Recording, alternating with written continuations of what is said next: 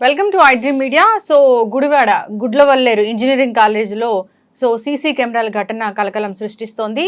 So అసలు ఇది నిజం అంటున్నారు కొందరు, ఇది ఫేక్ అంటున్నారు కొందరు.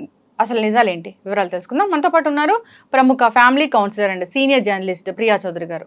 మ్యామ్ నమస్తే అండి. నమస్తే మ్యామ్, ఏదైనా ఒక దుర్ఘటన జరిగింది, అది అమ్మాయిలకు సంబంధించింది అయితే అది నిజమా ఫేకా అనే వార్తలు కూడా వస్తున్నాయి. అలా అడగాల్సి వస్తుంది. ఈ సంఘటన గురించి మీరేం చెప్తారు? అంటే ఇక్కడ ఒక విషయం చెప్తున్నాను తల్లి, ఫేక్ నిజం. ఏది నిజం? ఆడపిల్లలు అక్కడ ప్రొటెస్ట్ చేస్తున్నది, ఆందోళన పడుతున్నది, అర్ధరాత్రులు బయటకు వచ్చింది నిజం. ఫేక్ ఏంటి? అసలు అక్కడ ఏమీ జరగలేదు, ఏమీ జరగలేదు. Fake, underline this point. నేనేం చెప్తున్నా, ఏమీ జరగలేదు. పాయింట్స్ మాట్లాడుకుందాం. కొంతమంది కూడా యూట్యూబ్లో కొన్ని వీడియోస్ పెడుతున్నారు, అగమ్య గోచరము. తెలిసైనా మాట్లాడాలి, తెలియకైనా మాట్లాడాలి, కాకపోతే ఏదో మాట్లాడాలని ఎవరు మాట్లాడకండి. ఇక్కడ అసలు జరిగినటువంటి పూర్వాపరాలు ఎవరైనా పరిశీలించారా? ఇది ఫేక్ అని మాట్లాడేటటువంటి వాళ్ళు. సంఘటన ఎప్పుడు జరిగింది? ఈ సంఘటన విద్యార్థినులకు తెలిసిన తరువాత, వాళ్ళకి ప్రూఫ్లు కనపడిన తర్వాత, ప్రూఫ్లు అంటే వీడియోలు పోయి వీళ్ళు చూసుకోవడమో లేకపోతే ఇంకొకటో కాదు, మగ విద్యార్థులు ఎవరైతే ఉన్నారో వాళ్ళు టాపిక్ మాట్లాడుకుంటున్నారు. ఒరే మనం చూసిన వీడియోలో పిల్ల ఈ పిల్లే కదా, ఇవే హ్యాండ్స్ కదా, అవి కదా, అవే ఇవి కదా అని చెప్పేసి అని కామెంట్స్ చేసుకుంటుంటే అక్కడి నుంచి మొదలైంది ఈ ముసలం అనేది. అర్థమైందా? ఏంటి వీడియోలో ఏం చూశారు అనేది దాని మీద దృష్టి పెట్టి అసలు ఇది ఏంటి అనేది కూపీ లాగితే బయటకు వచ్చినటువంటి విషయం ఇది. బయటకు వచ్చినప్పుడు మొత్తం విద్యార్థినులందరూ కూడా ఏం చేశారంటే పోయి కాలేజ్ యాజమాన్యానికి వీళ్ళు రిపోర్ట్ చేశారు. ఫస్ట్ రిపోర్ట్ చేశారు, ఈ ఆందోళన రాత్రి జరిగింది కాదు. Underline this point. రాత్రికి రాత్రి పుట్టినటువంటిది కాదు. 1 వీక్ 10 days బ్యాకే ఇది జరుగుతుంది. 10 days గా జరుగుతుంది. 1 వీక్ కిందట ఈ ఆడపిల్లలందరూ, హాస్టల్లో ఉన్నటువంటి ఆడపిల్లలందరూ వెళ్ళి యాజమాన్యానికి, వార్డెన్కి ఫస్ట్ ఇచ్చారు. వార్డెన్ యాజమాన్యానికి ఇచ్చింది. ఆ తర్వాత అక్కడ వీళ్ళని పిలిచి అడగడం జరిగింది. డిస్కషన్స్ జరుగుతున్నాయి. ఏమని జరుగుతున్నాయంటే, మేడం ఇది జరిగింది అని అంటే ఆధారాలు ఎక్కడున్నాయి అనగానే వీళ్ళు ఎవరెవరి దగ్గర వీడియోస్ ఉన్నాయో, ఎక్కడ వీడియోస్ ఉన్నాయో పేర్లతో సహా వీళ్ళు చెప్పారు. చెప్పిన తర్వాత ఓకే మేము ఎంక్వైరీ చేస్తాం, మేము కనుక్కుంటామని చెప్పి దాన్ని అలా వదిలేశారు. ఒక రోజు గడిచింది, 2వ రోజు గడిచింది, ఇది జరగలేదు అనేటటువంటి విషయాలు వీళ్ళు చెబుతున్నా జరిగినాయి అనేటటువంటి బలమైనటువంటి ఆధారాలు ఉన్నాయి. సాక్ష్యాలు అని అడుగుతున్నాను. అది కూడా నేను చెప్తా. ఏమయ్యా పెద్ద మనుషులు, వీడియోలు చేసే పెద్ద మనుషులు, సాక్ష్యాలు ఉన్నాయా అని మాట్లాడుతున్నారే. ఏ ఆడపిల్ల తన సాక్ష్యాన్ని బయట పెడుతుంది? అవునా? ఏ ఆడపిల్ల సాక్ష్యాన్ని బయటపెడుతుంది? ఇంకొకటి, సీసీ కెమెరాస్ అది సీక్రెట్ క్యామ్స్ పెట్టారట అని ఎప్పుడైతే ఇచ్చారో ఆడపిల్లలు పోయి ఎత్తుకునేటటువంటి నాలెడ్జ్ ఎక్కడ ఉంటుంది? ముందు కంగారు వస్తుంది, భయం వస్తుంది. పోయి బాత్రూమ్లు ఎత్తుకరు, ఫస్ట్ వెళ్ళి కంప్లైంట్ చేస్తారు. కంప్లైంట్ చేయగానే వీళ్ళని హిడెన్ పెట్టేసేసి ఇమ్మీడియట్గా సాక్ష్యాధారాలు మొత్తము అక్కడి నుంచి క్లియర్ చేసేటటువంటి ఆ యొక్క కెపాసిటీ యాజమాన్యానికి ఉండదా? ఇది వారం రోజుల నుంచి నడుస్తుంది. రాత్రికి రాత్రి పుట్టలేదు. ఆ తర్వాత ఏమైనాయి అంటే, వీళ్ళు ఎవరెవరి పేర్లు అయితే చెప్పారో, ఎక్కడ వీడియోలు అయితే ఉన్నాయో, ఎవరి పేరు బయటకు వచ్చిందో అక్కడ వాడికి సంబంధించిన మొత్తం ఉప్పందించేసి మొత్తం డిలీట్ చేయించేశారు. ఇది జరిగినటువంటి విషయము. డిలీట్ చేపించేసేసిన తర్వాత వీళ్ళకి ఆందోళన పెరిగిపోయి వీళ్ళు ఏ చర్యలు తీసుకోవట్లేదు. వీళ్ళు పోతున్నారు, అడుగుతున్నారు, వస్తున్నారు. వెళ్ళినప్పుడల్లా మనము ఆ ఆడియోస్లో అమ్మాయిల మాటలు వింటున్నాం, ఏడుస్తున్నారు పిల్లలు. మేము కాలేజ్ వాళ్ళు మమ్మల్ని బెదిరిస్తున్నారు, డ్రగ్స్ కేసులో ఇరికిస్తాము అని చెప్పేసి అని. ఇక్కడ ఆడపిల్లలు ధైర్యం తెచ్చుకొని ఆలోచించాల్సింది ఏంటంటేనమ్మా, మీ కాలేజీ యాజమాన్యం మిమ్మల్ని డ్రగ్స్ కేసులో ఇరికిస్తే మీ కాలేజ్ కూడా ఇరుక్కుంటుంది. అదే ఆడపిల్లలు తెలుసుకోవాల్సినటువంటి. వీళ్ళు ఏంటంటే వాళ్ళకి ఏం తెలియదు. అమ్మో మమ్మల్ని ఇరికిస్తే మేము జైలు పాలవుతాం, మా ఫోటోలు మీడియాలో కనిపిస్తే మేము ఏదో అవుతాం. వెనకడుగు వేశారు. కానీ రాత్రికి రాత్రే ఆడపిల్లలు 300 మంది ఆడపిల్లలు కలిసికట్టుగా అక్కడికి వచ్చి సెల్ ఫోన్లో ఉన్నటువంటి టార్చ్ లైట్స్ ఆన్ చేసుకుని మరి అంత ఉద్రిక్తమైన వాతావరణం జరిగింది అనంటే, బాస్ మాట్లాడేటటువంటి పెద్ద మనుషులు లోపల యాజమాన్యానికి ఆ స్టూడెంట్స్కి మధ్య ఎన్నిసార్లు వాగ్వివాదాలు జరిగి ఉంటాయి, వీళ్ళు ఏ విధంగా వాళ్ళ గోడును వెళ్ళబోసుకున్నారు. వీడియోలు తీసుకురావాలంటే చూసేవాడు ఇస్తాడా వీడియో, లేకపోతే ఉంది అని తెలిసిన అమ్మాయి తీసుకొస్తుందా వీడియో? ఏ ఆడపిల్ల వీడియోని బయట పెడతారు? అడగడానికి కొంచెమన్నా జ్ఞానం ఉండొద్దా వీళ్ళకి? వీడియోల ఆధారాలు ఉన్నాయా? సీసీ కెమెరాలన్నిటినీ కూడా, హిడెన్ కెమెరాస్ అన్నిటినీ డైల్యూట్ చేసి కాలేజ్ యాజమాన్యం డైల్యూట్ చేసి ఉండదని ఎందుకు మాట్లాడరు? అంతమంది ఆడపిల్లలు అరే మేము బహిర్గతమయ్యామనే భయంతో ముందుకొచ్చి మాట్లాడుతుంటే ఒక్క గొంతు కన్నా ఆడపిల్లల వైపు మాట్లాడుతుందమ్మా. రైట్, వీళ్ళు అన్నట్టుగానే అది ఫేక్ అనే అనుకుందాం. ఫేక్ అనిపించినప్పుడు ఇంత ఉద్రిక్తత ఎక్కడి నుంచి వచ్చింది? వాళ్ళల్లో అంత బాధ, ఆవేశము, కోపము ఎక్కడి నుంచి వచ్చింది? దాంట్లో ఉన్నటువంటి వాస్తవాలు తెలియదా? ఒక ఫేక్ న్యూస్ వచ్చింది అనంటే అది ఇంత ఉద్రిక్తతకి ఎప్పుడూ దారితీయదు. ఫేక్ న్యూస్లు ఎప్పుడు కూడా మీడియాలో హల్చల్ చేస్తాయి. ఇక్కడ వార్త బాధితుల దగ్గర ఉంది. ఇవాళ మీడియాలన్నీ కవర్ చేయబడ్డాయా, లేకపోతే మీడియా గొంతుక మూగబోయిందా? మరి కలకత్తాలో జరిగినటువంటి విషయాన్ని మనం సీరియల్గా మాట్లాడుకున్నామే, మరి ఇక్కడ ఏం జరిగింది అనేటటువంటిది మాట్లాడేటటువంటి దమ్ము ధైర్యం ఎవరికి ఉంది? అది ఆడపిల్లల గుండె ఘోష. కనీసం పట్టించుకోండి. ఇంకొక విషయం, ఇక్కడ మేమన్నీ పరిశీలించాము, ఏమి పోలీసులు ఎప్పుడొచ్చి చెప్పారు అమ్మ ఆ విషయాన్ని? వీళ్ళు కంప్లైంట్ ఇచ్చిన వారం రోజుల తర్వాత వచ్చారు. వారం రోజుల తర్వాత వచ్చి మొత్తం అన్ని చూసి మీరేం భయపడకండి, దీంట్లో ఏం లేవు తూచ్ అనేసారు. వారానికి ముందు చేసి ఉండున్నట్టయితే సాక్ష్యాలు బయటికి వచ్చాయి కదా. నేను ఇక్కడ ఏ పార్టీకి గురించి మాట్లాడటం లేదు, దేని గురించి అవగాహన లేకుండా స్టేట్మెంట్లు ఇవ్వద్దనే రిక్వెస్ట్ చేస్తున్నాను మిత్రులందరికీ కూడా. ఫస్ట్ ఎందుకంటే 1 వీక్ బ్యాక్ ఇచ్చినటువంటిది నిన్న రాత్రి ఆందోళన జరిగింది. కారణం ఏంటంటే సాక్ష్యాలు మాయం చేస్తున్నారు, వీళ్ళు మాకు స్పందించడం లేదు, మమ్మల్ని బెదిరిస్తున్నారు, ఇవి ఆల్రెడీ ఖండాంతరాలు దాటిపోతే మా పరిస్థితి ఏమిటి అనేటటువంటి ఉద్రిక్త వాతావరణంలో ఉన్నప్పుడు వీళ్ళందరూ కలిసి ఎవరిని అడగాలి? కాలేజీ యాజమాన్యాన్ని చొక్కా పట్టుకుని బయటికి లాక్కురావాలి. మరి ఇన్ని సంవత్సరాల ఘన చరిత్ర కలిగినటువంటి ఆ కాలేజీలో ఇవాళ ఎందుకు ఉమ్మేస్తున్నారు? ఇవాళ ఎందుకు బయటకు వస్తున్నాయి?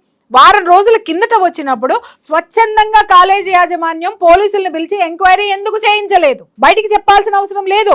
మరి అంత గొప్ప కాలేజీ, అంత గొప్పగా పలుకుబడి ఉన్నటువంటి కాలేజీ ఏ రోజుకైనా సరే ఇది మా మీద పడుతుంది కాబట్టి మీరు ఓపెన్ గా ఎంక్వైరీ చేయండి అని ఎందుకు చెప్పలేదు? వాయిస్ రికార్డులు అన్ని వింటున్నాం, ఇవాటికి వస్తాయి, ఇంకా వస్తాయి, ఖచ్చితంగా సాక్ష్యాలు బయటకు వస్తాయి. ఇవాళ మన వాళ్ళు మర్చిపోయింది ఏంటి అని అంటే సోషల్ మీడియా ఇవాళ చాలా బలంగా ఉంది. ఎవడు నోరు మూసుకొని కూర్చున్నా ఇంకొక చోటైనా సరే అది బయటికి వస్తుంది. దయచేసి అంతమంది ఆడపిల్లల గుండె ఘోషని, వాళ్ళ వేదనని వినండి. వారం 10 రోజుల నుంచి మేనేజ్మెంట్ ఏం చేస్తుంది? మేము నిన్న 5 గంటలకి కంప్లైంట్ ఇస్తే కానీ ఇంకా మాకు తెలియదు అంటున్నారు. ఏంటి రాత్రికి ఎలా ప్రూవ్ చేస్తారు ఫేక్ న్యూస్ అని? రాత్రి నిన్న 1 మంత్ అడిగారు ఇన్వెస్టిగేషన్ కి, మరి రాత్రి ఫేక్ న్యూస్ ఎలా ప్రూవ్ చేస్తారు? అమ్మాయి వాళ్ళు పిలిపించండి, వాళ్ళు పిలిచి మా ముందు దగ్గర చూపించండి. మమ్మల్ని కేసు తప్పకుండా మా మీద రివర్స్ కేసు పెడతారండి. ఎలా పెడతారు మా మీద కేసు? మేమేం చేసాం మా మీద పెడతారు? జస్టిస్ అనేది సైలెన్స్ తో రాదు, అది చెప్పట్లా. విషయం క్లారిటీగా కమ్యూనికేట్ అవుతాం, సైలెంట్ గా అవ్వాలి. కానీ కమ్యూనికేట్ అనేది చాలా మంది తెలిసిపోయింది, మినిస్టర్ దగ్గరికి వెళ్ళిపోయింది, మీడియా ద్వారా స్ప్రెడ్ అయింది, పోలీసులు ఎటువంటి ఆధారాలు లేవు, ఇంకోటి ఏం లేదని చెప్తున్నారు. నిజంగా నేను కోరుకుంటున్నాను అక్కడేం ఉండకూడదు, నేను కోరుకుంటున్నాను అక్కడేం జరగకూడదు. కానీ నిప్పు లేనిదే పొగ వస్తుందా? ఇది ఫేక్ అయితే మన మీడియా మిత్రులే ఎప్పుడో ఫేక్ అని తేల్చేసేవాళ్ళు. ఒక అర్ధరాత్రి 4 గోడల మధ్య, అంటే ప్రహరీ గోడల మధ్య ఒక కాలేజ్లో ఉద్రిక్త వాతావరణంలో జరిగినటువంటి ఈ సంఘటన, ఈ ప్రతిఘటనకి బాధ్యులు ఎవరు దీనికి సమాధానం చెప్పాలి? ఈ విధంగా చట్టం నోరు నొక్కేసి, లేకపోతే నిజం వాస్తవాల నోరులు నొక్కేసి, బాధ్యతాయుతమైనటువంటి జర్నలిజంలో ఉన్న మనం కూడా దాన్ని నొక్కేసి కూర్చుంటే రేపొద్దున నీ బిడ్డ నా బిడ్డ ఆ కాలేజీలకు పోతుంది. అలాగే దీనికి మనం ఈ రోజు ఊతమిచ్చి కూర్చున్నామంటే రేపొద్దున తప్పు చేసేవాడు మన ఇంటికే వస్తాడు డైరెక్ట్గా. ఇవన్నీ ఎందుకు ఆలోచించలేకపోతున్నారో నాకు అర్థం కాదు. దాన్ని చాలా లైట్గా తీసుకోమని వార్డెన్ చెప్తున్న పరిస్థితి కూడా ఉంది. సో ఏంటిది, ఎక్కడుంది ప్రొటెక్షన్ అనేది? యథార్థవాది లోక విరోధి అని చాలా వరకు కూడా నేను ఆడపిల్లలు జాగ్రత్తగా ఉండండి. ఎందుకు జాగ్రత్తగా ఉండాలో కూడా నేను చెప్తూ వస్తూనే ఉన్నాను ఎప్పుడు కూడా. చాలా మంది నాకు చూసిన వాళ్ళు చాలా మంది చెప్తారు, మేడం మీరు ఉన్నది ఉన్నట్టు చెప్తారు మేడం, మీరంటే ఆడపిల్లలకి ఇష్టం ఉండదు, మీరంటే ఆడపిల్లలు అంత లైక్ చేయరు. లైక్ చెయ్యమని నేను అడగల, వాళ్ళకి ఏ ప్రమాదాలు వస్తున్నాయో నేను ఎప్పటికప్పుడు హెచ్చరిస్తున్నా. దాన్ని తీసుకోకపోతే జరిగేటటువంటి అనర్థాలు ఇలాగే ఉంటాయి. వాళ్ళు లైక్ చేసినా లైక్ చేయకపోయినా నాకు పెరిగే ఆస్తులు లేవు, తరిగే ఆస్తులు లేవు. కానీ నేను చెప్పే విషయాలు పట్టించుకోకపోతే మాత్రం నష్టపోయేది మాత్రం ఆడపిల్లలే. నిజంగా చెప్తున్నాను కదా. ఎందుకు అనంటే ఎన్నోసార్లు చెప్పాను నేను. ఇవాళ నిన్నగాక మొన్న ఒక్కటే సూత్రం అమ్మ. ఇక్కడ వచ్చేటటువంటి ఒక పెద్ద దరిద్రం ఏంటి అనంటే ఈ ఓయో రూములకి తలుపులు బార్లా తెరిసి అవతల పారేశారు. ఈ ఓయో రూములకి ఓయో అనేవాడు ఎవడు, అసలు ఎక్కడి నుంచి వచ్చాడు, అసలు వీడు ప్రతి ఒక్క హోటల్ని ప్రతి ఒక్క చోటుని, ఇంకా చెప్పాలంటే ఇప్పుడంటే అపార్ట్మెంట్లు కూడానంట వాడే తీసేసుకొని అనైతికమైనటువంటి చర్యలకి వాడు పాల్పడుతుంటే చట్టం ఏమి చెయ్యట్లా. చట్టం పక్కన పెట్టండి, ఎందుకంటే చట్టం అకార్డింగ్ టు లా పనిచేస్తుంది. సమాజానికి ఏ విధమైనటువంటి భయంకరమైనటువంటి విపత్తులు ఎదుర్కొంటున్నారు. ఇదే ఓయూ రూముల విచ్చలవిడితనంతో ఎన్ని సంసారాలు సుప్రీంకోర్టు తీర్పిచ్చిందనే ఒక దగుల్బాజీ మాటతోటి ప్రతి ఒక్కడు పెళ్ళాన్ని వదిలేసేసి ఇంకొక ఆడదాంతో తిరిగి ఏం పిక్కుంటావో పిక్కు అంటున్నాడు.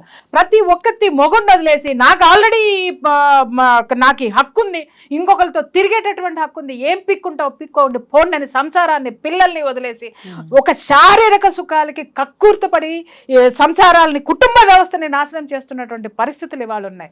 అవన్నీ పక్కన పెడితే ఇవాళ ఓయూ రూమ్ లో నేను చాలా సార్లు చెప్పాను, 14 సంవత్సరాల ఆడపిల్లల దగ్గర నుంచి ఓయో రూములకు వెళ్తున్నారు. ఓయో రూముల్లో ఇవన్నీ జరుగుతున్నాయి. ఈ రోజు ప్రతి ఒక్కడు నాకు డబ్బు వస్తే చాలు సమాజం ఎట్లా పోతే ఏంటి, ఎవడెట్లా పోతే ఏంటి అనుకుంటున్నారు. బాగుంది, వాడు వ్యాపారస్తుడు, బానే ఉన్నారు. కానీ ప్రతి ఒక్క తల్లి మీ ఆడపిల్ల ఇంట్లో నుంచి బయటికి వెళ్తే తిరిగి ఎలా వస్తుంది అనేటటువంటి ఆ యొక్క ఇది మీ దగ్గర ఉందా?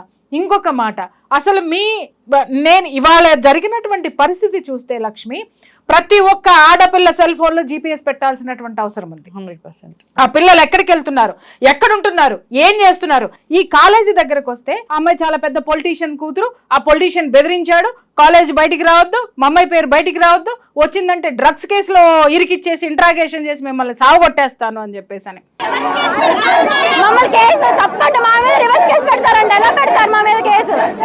అదే పొలిటీషియన్ కి చెప్తున్నా, నీ ఒక్క కూతుర్ని కాపాడుకోవడానికి నువ్వు డ్రగ్స్ కేసుల్ని, నువ్వు వ్యవస్థల్ని, నువ్వు చట్టాన్ని, న్యాయస్థానాల్ని నువ్వు వాడేసుకుంటే జనం ఎక్కడికి పోవాలి మిస్టర్?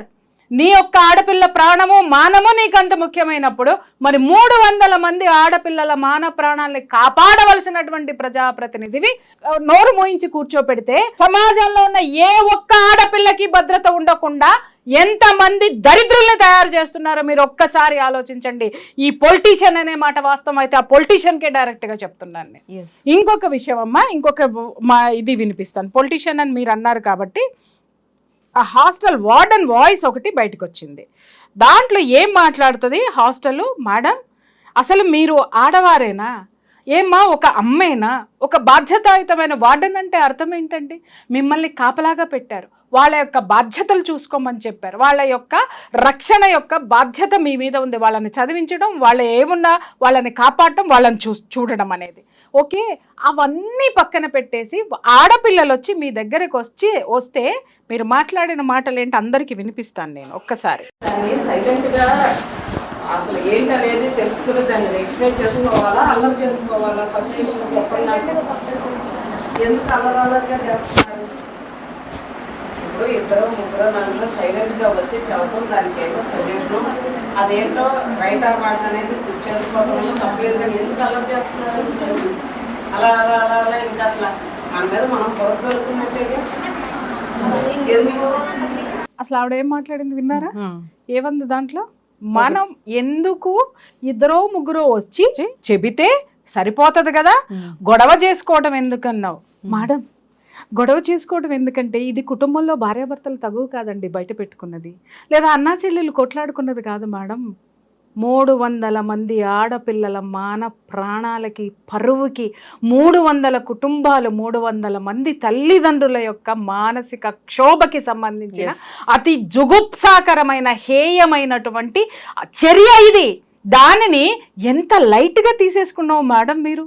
అసలు మీలాంటి వాళ్ళు ఇలాంటి ఉద్యోగాలు చేయడానికి అర్హత అనేది వీళ్ళకు ఉందా అమ్మా? అసలు ఈమె ఆడదేనా? అసలు ఎందుకు అల్లరి, అసలు ఎంత తాపీగా మాట్లాడుతుందంటే ఎందుకు అల్లరి చేసుకుంటున్నారు, అది జరిగిందా లేదా ప్రూవ్ చేసుకోవాలి, చేసుకున్న తర్వాత నువ్వు తీసుకున్న చర్యలు ఏంటి మేడం, ఏం తీసుకున్నావు అంటే నేను మాట్లాడకూడదు, జనం మొత్తం మిమ్మల్ని మాట్లాడుతున్నారు. ఆ ప్రశ్నలు చెప్తాను ఏమని అనంటే, నీ ఆడపిల్లల్ని ఇలాగే పంపిస్తున్నావా, లేకపోతే నువ్వు చేసే అనైతికమైనటువంటి చర్యలు ఇవేనా, అందుకోసమని మూసుకొని కూర్చుంటున్నావా? ఎవడికి తొత్తువి ఈమె, ఎవడికి తొత్తు? అక్కడున్న పొలిటీషియన్లక, అక్కడున్న యాజమాన్యానిక, నీకొచ్చేటటువంటి దిక్కుమాలిన జీతం కోసము, నీ దిక్కుమాలిన బ్రతుకు కోసము, నీ పరువును కాపాడుకోవడం కోసం అసలు నువ్వు బాధ్యత వహించాలి. పొరపాటో గ్రహపాటో జరిగింది, ఎందుకనంటే అది బాత్రూముల్లో పెట్టారు, చెక్ చేసుకోలేదు, లేకపోతే అసలు ఇక్కడ మానిటరింగే లేదు ఎక్కడ ఏం జరుగుతుంది అనేటటువంటిది. ఎందుకంటే ఇవాళ రేపట్లో ఎన్ని దౌర్భాగ్యాలు మన ఈ టెక్నాలజీ సైబర్ క్రైములు మనం చూస్తున్నాం. ఈ సైబర్ క్రైమ్లు ఇలా జరుగుతున్నాయంటే ఆడపిల్లల యొక్క భద్రత కత్తి మీద సాము. ఆ కత్తి మీద సాము ఉన్నటువంటి సాము లాంటి బాధ్యతలో ఈవిడ ఉండి ఇలాంటి బాధ్యత రాహిత్యమైనటువంటి స్టేట్మెంట్లు ఇస్తుందమ్మా ఈవిడ. ఏమన్నా అర్థం ఉందా? అంటే కాళ్ళు చేతులు వణుకుతున్నాయి ఆడపిల్లల తల్లిదండ్రులకి.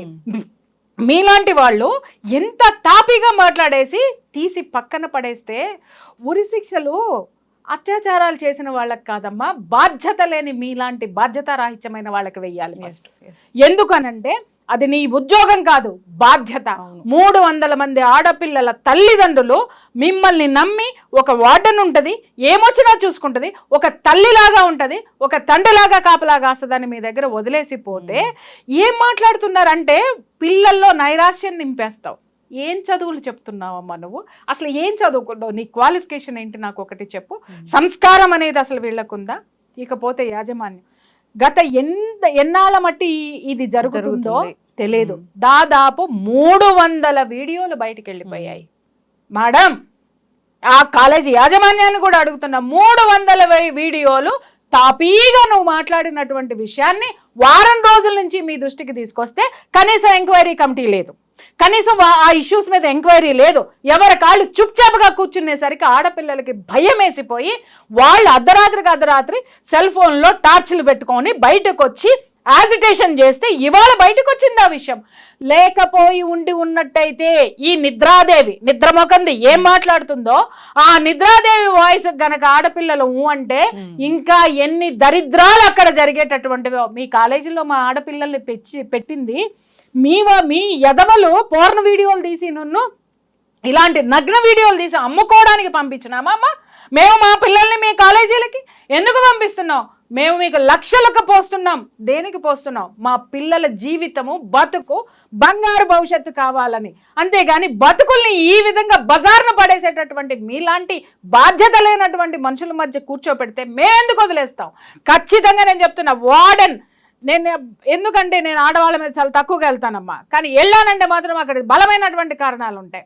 ఇవాళ ఫస్ట్ ఇంత పెద్ద ఘోరం జరిగినప్పుడు మొట్టమొదటి పని ఆవిడ చేయాల్సింది ఏంటంటే ఫస్ట్ రాజీనామా చేయాలి. ఎందుకనంటే అవేమో అక్కడ ఆవిడ పాత్ర ఉందా లేదా తీసి పక్కన పెట్టు, కానీ ఇంత ఘోరం జరగడానికి ఆవిడ బాధ్యతారాహిత్యమే, క్రమశిక్షణ లేకపోవడమే, ఆవిడంటే భయం లేకపోవడమే, కాలేజీ యాజమాన్యం అంటే భయం లేకపోవడమే, తనని తాను కాపాడుకోవడం కోసము ఇలాంటి అనైతికమైనటువంటి చర్యలకి పాల్పడి ఇంతమంది ఉసురు పెట్టుకొని ఇవాళ అవి బోర్డర్లు దాటి వెళ్ళిపోయినాయి, ఆ వీడియోలు వెళ్ళిపోయాయి. ఇంకొకటి ఏంటంటే ఇప్పుడు వాళ్ళు పోలీసులు కూడా మాట్లాడుతున్నారు ఏంటంటే మేము వాళ్ళ ల్యాప్టాప్లన్నీ చెక్ చేసాం, వాళ్ళ ఫోన్లన్నీ చెక్ చేసాం, ఫోనుల్లో ఏమీ ఉండవు అని చెప్పేసి అని, ఏమీ లేవు అని చెప్పేసి అని మాట్లాడుతున్నారు. ఏమీ లేకపోతే 300 మంది ఆడపిల్లలు ఎందుకు అర్ధరాత్రి బయటకు వస్తారు నేను అడుగుతున్నాను. అసలు నీరు గార్చేటటువంటి ప్రయత్నం, కేసును నీరు గార్చేటటువంటి ప్రయత్నం ఇవాళ మీరు ఆ ప్రయత్నాలు చేస్తే సార్ ఇవాళ ప్రభుత్వాన్ని కాపాడడానికో లేకపోతే అక్కడున్న ప్రజా ప్రతినిధులను కాపాడడానికో కాలేజీ యాజమాన్యాలను కాపాడడానికో దీని మీద సమగ్రమైనటువంటి విచారణ జరపకుండా శిక్షలు వెయ్యకుండా ఉంటే మాత్రము ఇది భయంకరమైనటువంటి శిక్షలు రేపొద్దున వీళ్ళందరూ అనుభవించాల్సి వస్తుంది జనం చేతిలో. ఖచ్చితంగా. ఎక్కడ ప్రాణం ఉంది. ఒకప్పుడు ఆడపిల్ల పుడితే వడ్ల కింద వేసి చంపేసేవాళ్ళు అనంటే కాళ్ళు చేతులు వణికే. అలాంటి దౌర్భాగ్యమైనటువంటి స్థితి నుంచి ఎంతో మంది ప్రాణాలు ఒడ్డి జైలుకి వెళ్ళి తన్నులు తిని ఉద్యమాలు చేసి ఆడపిల్లకి భద్రత కావాలి, స్వతంత్రత కావాలి, ఇళ్లలో పడి మగ్గి మొగుడు కొట్టినా తిట్టినా చీకొట్టిన ఆత్తమావల హెరాస్మెంట్లు, కిరోసిన చావులు, వరకట్నపు చావులు, ఊరేసుకుని చచ్చిపోవటాలు, వీటన్నిటి నుంచి కూడా ఆడదానికి ఒక ఆర్థిక స్వాతంత్రం కావాలి. ఎందుకు బయటికి రాలేకపోయింది? ఒక ఆర్థిక స్వాతంత్రం కావాలి. ఆర్థిక స్వాతంత్రం కావాలంటే చదువు ఉండాలి. ఆ చదువు కావాలి. విద్యా హక్కుని మీద ఫైట్ చేసి స్వతంత్రం, స్వేచ్ఛ కావాలనేటటువంటి దాని మీద ఎంతో మంది మహిళా మూర్తులు ఫైట్ చేసి ఇవాళ స్వేచ్ఛనిస్తే ఆ స్వేచ్ఛ ఈ రోజు ఒక్క ఆడపిల్ల గడప దాటి 300 మంది ఆడపిల్లల బతుకుల్ని రోడ్డు మీద పెట్టింది అని అంటే ఇవాళ ఏమనిపిస్తుందంటే, లక్ష్మి మళ్ళీ వెనకటికి వెళ్ళిపోయి 18 ఏళ్ళు రాగానే ఆడపిల్లలకు పెళ్లి చేసేస్తే బాగుండు, 18 ఏళ్ళు రాగానే బయటికి పంపించకుండా ఒక కుటుంబంలో ఒక భార్యగా ఒక ఇల్లాలని చేసేస్తే బాగుండు అనేటటువంటి ఆలోచనలు ఈ రోజు తల్లిదండ్రులకు వస్తున్నాయి. ఎక్కడ ఉందమ్మా భద్రత? ఎక్కడ ఉంది? కాలేజీల్లో భద్రత లేదు. అరే 8 నెలల నిన్నగాక మొన్న చూసాం 2 సంవత్సరాల పిల్లల్ని అత్యాచారం చేశాడు, 2 ఆడపిల్లల మీద, చిన్న పసికందుల మీద. అది పోయింది, అక్కడ లేదు. ఆ తర్వాత మరి స్కూల్ పిల్లల్ని చూసాం, అక్కడ లేదు. నిన్నగాక మొన్న కలకత్తాలో ఘోరమైనటువంటిది మెడికల్ కాలేజ్లో, అక్కడ ఆడపిల్లకి భద్రత లేదు. ఈ రోజు ఇంజనీరింగ్ కాలేజ్లో ఆడపిల్లలకే భద్రత లేదు. ఇవాళ ఎక్కడ ఉంది ఆడదానికి భద్రత? ఉద్యోగానికి పంపించామంటే చూసాం మనము, ఒక నిర్భయ కేసు చూసాం, ఒక అభయ కేసు చూసాం, ఇంకొకటి చూసాం, ఎన్ని చూసాం. ఆడది అర్ధరాత్రి స్వేచ్ఛగా తిరిగేటటువంటి ఆ యొక్క సిచ్యుయేషన్స్ లేవు. సరే, ఇక్కడ మీరు అడగచ్చు అర్ధరాత్రి ఎందుకు పోవాలంటే అని. ఎందుకు పోవాలి అనంటే ఇవాళ పరిస్థితులు ఎలా ఉన్నాయి? అర్ధరాత్రులు డ్యూటీలు వేస్తారు. ఇంకా చెప్తున్నాను కదా, ఈ ఎంఎన్సీ కంపెనీలు వచ్చిన తర్వాత నాకు తెలిసిన చాలా మంది ఆడపిల్లలకి నేనే చెప్తూ ఉంటాను, 3:30కి డ్యూటీ వేస్తారు, అర్ధరాత్రి 12:30కి అవుతుంది. సరే 12:30కి అయ్యిందా, వాళ్ళు సెక్యూరిటీని ఇచ్చి వెహికల్ ఇచ్చి ఏమన్నా పంపిస్తారంటే చాలా కంపెనీస్ సెక్యూరిటీ లేదు, ఏం లేదు, వాళ్ళ ఓన్ వెహికల్లో రావాల్సిందే. అంతకుముందు కూడా మనం చాలా మందిని చూసాం, క్యాబుల్లో పంపించినప్పుడు క్యాబ్ డ్రైవర్లు చేసినటువంటి అత్యాచారాలు కూడా మనం చూసాం. ఈరోజు పగలు లేదు, రాత్రి లేదు, ఎప్పుడు లేదు. అసలు ఈ మహిళలకి వేసేటటువంటి డ్యూటీల విషయంలో ఒక సమయ పాలన ఎందుకు పాటించడం లేదు? దానికి సంబంధించి మనం ఫైట్ చేయాల్సినటువంటి అవసరం ఉంటుంది. ఇక్కడ చాలా మంది మాట్లాడతారు, ఆ దేశం నుంచి వచ్చినటువంటి కంపెనీలు కదండి, according to their time calculation మనం చెయ్యాలి అని చెప్పేసి అని మాట్లాడుతున్నారు. ఆ దేశంలో ఉన్నటువంటి వాడివి నా దేశానికి వచ్చి పెట్టుకున్నప్పుడు నా ఆడపిల్లకి నువ్వు ఇచ్చేటటువంటి భద్రత ఏంటి అనేది ఇక్కడ ప్రభుత్వాలు ఎందుకు అడగటం లేదు? అలాగే ఇక్కడ ప్రభుత్వాలు కొన్ని రూల్స్ అండ్ రెగ్యులేషన్స్ ఎందుకు పెట్టడం లేదు? ఎందుకు నార్మ్స్ లేవు అని అడుగుతున్నాను నేను ఈరోజు. ఇవాళ ఇంకొకటి కూడా నేను అడుగుతున్నాను, నేను చెప్తున్నానమ్మా ఈ పేరెంట్స్కి, మీ ఆడపిల్లల్ని ఎక్కడో ఉన్న పేరున్న కాలేజీల్లో మీరు చదివించాలనుకుంటున్నారు, లక్షలు డొనేషన్లు కట్టడానికి నగలే అమ్ముతున్నారు, ఆస్తులే అమ్ముతున్నారు, వడ్డీలకే తెస్తున్నారు, నానా పాటలు పడి కుక్క చాకిరీలు చేసి ఎన్నో కడుపు కట్టుకొని త్యాగాలు చేసి మీ పిల్లలకి లక్షలు కట్టడంలో నిమగ్నమై చూపించేటటువంటి ఇంట్రెస్ట్లో 10 రెట్టింపు మీ ఆడపిల్లకి భద్రత ఉందా లేదా అని ఎంతమంది పేరెంట్స్ గుండెల మీద చేసుకొని చెప్పండి, ఉన్నారా? ఎక్కడైనా ఉన్నారా? ఇవాళ చదువు చెప్పే లెక్చరర్లతోటి, టీచర్లతోటి ప్రాబ్లము, స్కూల్కి పంపించే వార్డ్ బాయ్స్ తోటి ప్రాబ్లము, ప్యూనులతోటి ప్రాబ్లము, అలాగే వార్డ్ బాయ్లు హాస్పిటల్లో ఉంటే వార్డ్ బాయ్స్ తోటి ప్రాబ్లము, అలాగే మెడికోస్కి చూస్తే అక్కడ సెక్యూరిటీ లేనటువంటి విషయం. భద్రత ఎక్కడ చచ్చిందయ్యా? ఎక్కడ చాలా డెవలప్ అయ్యాం, చాలా ముందుకెళ్తున్నాం, చాలా. అరే ఇవాళ సెల్ ఫోన్ కనుక్కుంటే అది ఎలా మిస్యూజ్ అవుతుంది? ఓయో రూముల్లోకి వెళ్ళి ఆ వీడియోలు తీసేదానికి మిస్యూజ్ అవుతుంది. ఆడపిల్లలు దేనికి మిస్యూజ్ చేస్తున్నారు? అమ్మ జ్ఞానం తెచ్చుకో, నీకు ఏదైనా సబ్జెక్ట్ తెలియదు ఉంటే ఇంటర్నెట్లో చూసుకొని చదువుకోమా అనే పేరెంట్స్ పంపిస్తే బాయ్ ఫ్రెండ్లతోటి చాటింగ్లు చేయడానికి దాన్ని ఉపయోగిస్తున్నారు అర్ధరాత్రులు. అలాగే మగపిల్లలకి ఇచ్చి ఒరే ఉపయోగించుకోరంటే వాడేం చేస్తున్నాడు, హాయ్ బేబీ బాగున్నావా అని చెప్పేసి అని ఇంకొక దాన్ని గెలికేటటువంటి రెచ్చగొట్టేటటువంటి ప్రయత్నాల్లో వీళ్ళు ఉన్నారు. అలాగే ఇంకా చెప్పాలి అనంటే ఇదే సెల్ ఫోన్ల వాడకంలో ఎంతమంది వీటిని దుర్వినియోగం చేస్తున్నారు? అసలు వీటి మీద ఆంక్షలు ఎందుకు లేవు? అసలు చట్టం ఎందుకు పని చేయడం లేదని అడుగుతున్నా. ఇక్కడ ఫెయిల్యూర్ మొత్తం కూడా చట్టానిదే చెప్తున్నా. ఈ చట్టము ఎన్ని ప్రలోభాలకి గురవుతుంది, ఎన్ని ఒత్తిళ్ళకి లోనవుతుంది, ఎందుకు గురి అవుతుంది? చట్టం స్వతంత్రంగా పని చేయదా? పని చేసేటటువంటి పరిస్థితులు లేవా? లంచం లంచం లంచం. వాస్తవం మాట్లాడుతున్నానమ్మా ఈరోజు. పోలీస్ స్టేషన్కి వెళ్ళాలంటే భయం వేస్తుంది. పోలీస్ స్టేషన్కి వెళ్తే నిన్ను నన్ను ఎవడు పట్టించుకోడు. జేబులో చేయి పెడితే అప్పుడు జేబు బరువుగా ఉంటే ఉన్నవాడికి మాత్రమే న్యాయం జరుగుతుందని చెప్పిన వాళ్ళు ఎంతమంది ఉన్నారో నా దగ్గర నాకు తెలుసు. మేము వెళ్ళినా కూడా ఇలా చేతులు కట్టుకొని నిలబడాల్సినటువంటి పరిస్థితులు నేను ఎన్నిటినో చూశాను. తర్వాత నుంచి నాకు నిజంగా చెప్తున్నాను కదా, ఎవడి కష్టం వాడు పడాలి, ఎవడి ఇది వాడు చూసుకోవాలి, పోరాడండి. ఈ చైతన్యం జనాల్లో నేను తీసుకురావడానికి కారణం అదే. వ్యవస్థలు భ్రష్టు పట్టిపోయినాయి ఇవాళ మాట్లాడాలంటే. అలాగే మనుషులు కూడా, సమాజం కూడా భ్రష్టు పట్టిపోయింది. ఆలోచన లేవు. నీ బిడ్డను చదివించేటటువంటి కాలేజీలో ఎలాంటి సెక్యూరిటీ ఉందని లేదు. అలాగే అక్కడ ఏదన్నా తప్పు జరిగింది అనంటే నీ బిడ్డ నీకు ధైర్యంగా చెప్పేటటువంటి స్వతంత్రతని ఆ బిడ్డకి ఆ ధైర్యాన్ని నువ్వు ఇవ్వడం లేదు. అలాగే ఇంకొక విషయం ఏంటంటే, ప్రతి ఒక్క తల్లిదండ్రులు ఆడపిల్లకి సెల్ ఫోన్ ఇచ్చేటప్పుడు ఒక్క వార్నింగ్ ఎందుకు ఇవ్వరు? ఈ సెల్ ఫోన్ ద్వారా నీ భవిష్యత్తును ఏదే విధంగా మిస్యూజ్ చేసుకున్నా పగిలిపోద్ది అని చెప్పేసినటువంటి భయము ఆడపిల్లల్లో ఈ రోజు లేదు. ఎట్లా పడితే అట్లా ఆడపిల్లలు మాట్లాడడం నేర్చుకున్నారు. నాకు అర్థం కాకడితే ఆడపిల్లలు అందరూ హక్కుల గురించి మాట్లాడేస్తారు. వాళ్ళకి ఏ హక్కులు ఉన్నాయో మాట్లాడతారు. సామాజిక బాధ్యత లేదు వీళ్ళకి. తల్లిదండ్రుల మీద చూసుకోవాల్సిన బాధ్యత లేదు వీళ్ళకి. తల్లిదండ్రులు ఏ కష్టపడి చదువులు చదివిస్తున్నారో వాటిని మర్యాదపూర్వకంగా వాటిని అందిపుచ్చుకొని వాటిని కంప్లీట్ చేసుకుని ఒక బాధ్యతాయుతమైన సిటిజన్గా ఎదగాలనేటువంటి బాధ్యతలు మాత్రం మాట్లాడరు. వీళ్ళకి ఏం కావాలో మాత్రం మాట్లాడతారు.